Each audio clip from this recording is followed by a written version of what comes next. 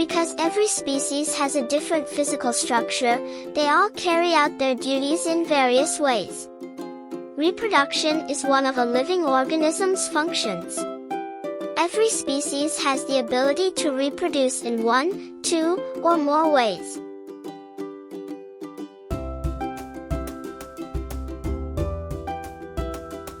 Reproduction is one of the 7 qualities that define a living creature. It's a procedure by which a person creates a clone of himself, either exactly or somewhat differently. Even though it is a feature of a living thing, reproduction is more important for a species' existence than it is for the survival of an individual. Every creature has the ability to reproduce sexually, asexually, or both. In contrast to sexual reproduction, which requires 2 parents to generate genetically distinct kids, asexual reproduction just requires 1 person to produce genetically identical offspring.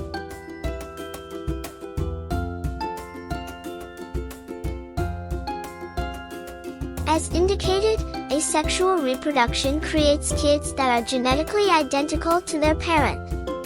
With this method of reproduction, an individual may give birth to children on its own without the requirement for 2 parents or separate gametes. Although asexual reproduction is more frequent in unicellular organisms, it is also used by certain plants and animals. Different types of asexual reproduction exist. Typically, prokaryotes and certain unicellular eukaryotes reproduce by binary fission. The parent cell divides into 2 daughter cells throughout this procedure. Prior to this, the genetic material is also copied and separated from one another so that the daughter cells would receive a copy of the genetic material at cell division. Some examples of organisms capable of binary fission are Euglena and Escherichia coli. Budding is an additional asexual reproductive method. An embryo is created from a little portion of the parent's body. This will grow into a bud and eventually split off from its parent. Among the creatures that procreate by budding are corals, hydra, and yeasts. Certain creatures reproduce via fragmentation, including segmented worms, sponges, starfish, and certain plants. As implied by the name, this type of asexual reproduction results in the formation of a new individual when the parent's body fractures into smaller parts. Once these pieces are ready for procreation, they will grow into new people. On the other hand, these pieces should regenerate right away if improperly prepared.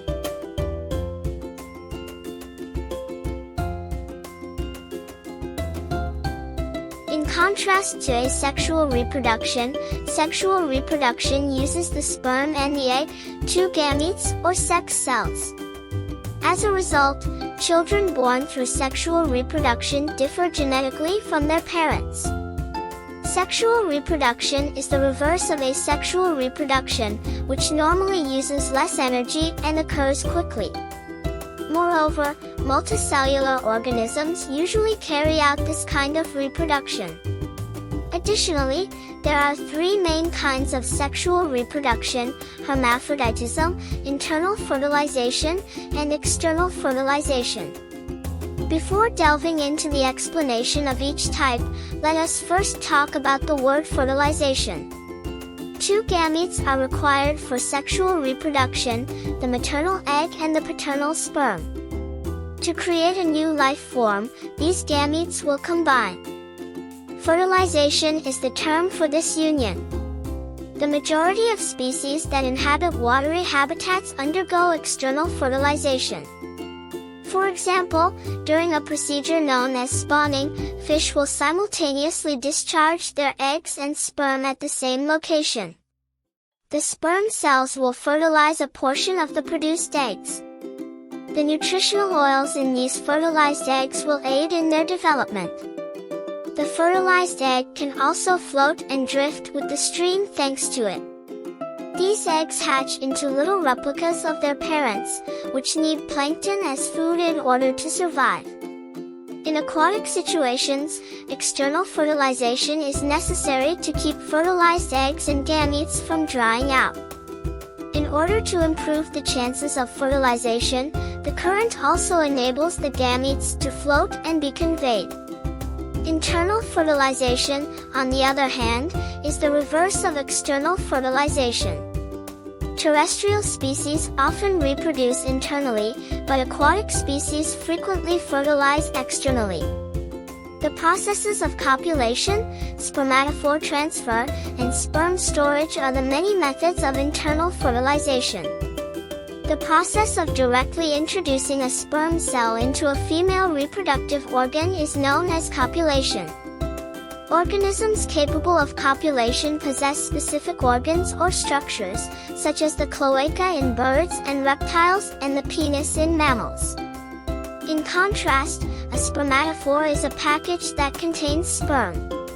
The spermatophore is produced by the male members of the species that reproduce in this way.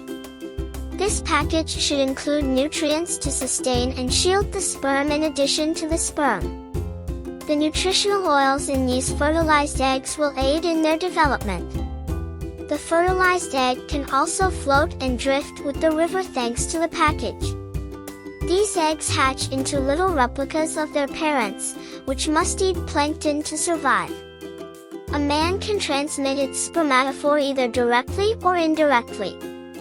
Indirect transfer refers to rituals that enable the female to retrieve the spermatophore from the surface where the male left the packet. Direct transfer, as the name suggests, enables the male to deposit the spermatophore directly into the female.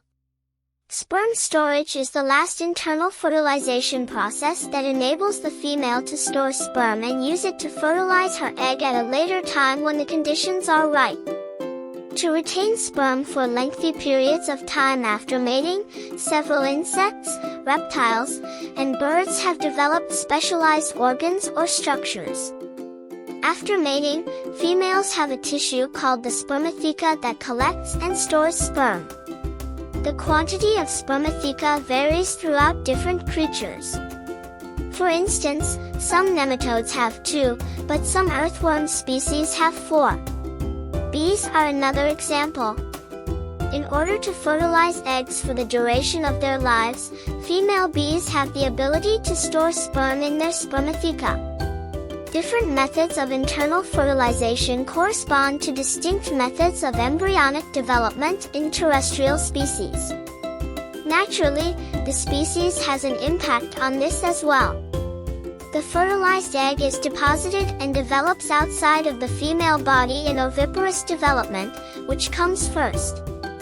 The fertilized egg has a shell to shield it from the elements and potential predators. The egg's source of nutrition is the yolk inside it. This is how fertilized eggs are developed in birds, most reptiles, and bony fish. However, viviparous development is how the majority of mammals, including humans and certain reptiles, develop their fertilized eggs. The fertilized egg grows inside the body and is born alive thanks to this technique. The placenta provides the nutrition. For instance, the human embryo grows inside the female body for 9 months, or around 40 weeks. The umbilical cord connects the growing fetus to the placenta. It gets its nutrition from the placenta. The last method is ovoviviparous development, in which the fertilized egg grows inside the body of the female but uses the yolk as its food supply. The young are then born alive. Certain sharks, reptiles, and bony fish like guppies experience this kind of growth. Hermaphroditism is the final sexual reproductive method. The male and female reproductive organs are present in this person. It can thus reproduce without a companion. A single individual can self-fertilize or mate with another adult member of the same species, increasing the likelihood of reproduction. Hermaphroditism comes in 2 flavors. Both of them are sequential and simultaneous. As the term implies, Simultaneous hermaphroditism refers to the simultaneous presence of both male and female reproductive organs. Certain types of slugs, snails, and earthworms are examples of simultaneous hermaphrodites. These creatures, being simultaneous hermaphrodites, possess the benefit of self-fertilization in the absence of a mate. Self-fertilization, however, reduces genetic variety. Sequential hermaphroditism, on the other hand, permits a person to transform into the other sex at any moment in their lifetime. 3 types of organisms are known to have sequential hermaphroditism: protandry, protogeny, and bidirectional. A protandry organism is one that begins life as a man and eventually transforms into a female. From female to male, protogeny is the opposite of this. In contrast, bidirectionality enables a person to be born as either male or female and change into the other sex at any time during their lifetime. Clownfish are one type of creature that displays protandry. The biggest clownfish in a school or group is a female. The second biggest female will take her position and change from male to female once she dies. Let's examine the California sheepshead, or Semicocyphus pulcher, a kind of wrasse that is indigenous to the eastern Pacific Ocean. This species, like the majority of the wrasse family, mates in a harem, with 1 or 2 males living among several females. Generally speaking, the male in the group is bigger and more colorful than the females. The biggest female will go through hormonal changes and grow male reproductive organs, changing from a female to a man once the male has been removed. We refer to this as protogeny. The prior duties, which included guarding their area and fertilizing the female fish's eggs, will be carried out by the new male. Some creatures are bidirectional hermaphrodites, which mean that an individual may shift from male to female or vice versa numerous times throughout its life. This is in contrast to the previously stated fish species, which can only change in one direction. Coral gobies are an example of a bidirectional hermaphrodite. They coexist closely with corals, as their name implies. These fishes' sex changes are caused by a variety of reasons. Sex changes when a dominant person is eliminated or a mating partner is lost. We may thus conclude that bidirectional hermaphroditism and all forms of sequential hermaphroditism are advantageous to these creatures because they guarantee the availability of reproductive chances, which in turn promotes population stability.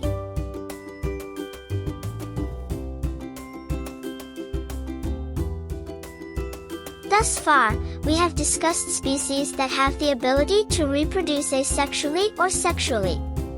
Some species, nevertheless, are able to do both. These organisms have the benefit of being able to multiply or spread under a variety of environments. Certain plants may reproduce both sexually and asexually. Plants with the ability to reproduce sexually have reproductive organs, like flowers. Their gametes can be multiplied by other elements like wind, water, or even other living things, resulting in fertilization and progeny that differ genetically from their parents. By using any technique of vegetative propagation, the same plant is also capable of asexual reproduction. For example, strawberries have blooms that aid in their reproduction, but they may also procreate asexually. A phenomenon known as adventitious roots, or runners, allows strawberries to develop new buds that eventually give rise to new individuals. Dandelions are another plant that has 2 ways of reproducing. In addition to having the ability to reproduce sexually, dandelion plants may also yield seeds without fertilization. We refer to this as apomixis. The protist paramecium may reproduce sexually by means of conjugation, which involves the direct exchange of genetic material between 2 paramecia. They procreate using binary fission as well. Don't forget to like, subscribe, and share with other parents and teachers who are looking for quality educational content for kids.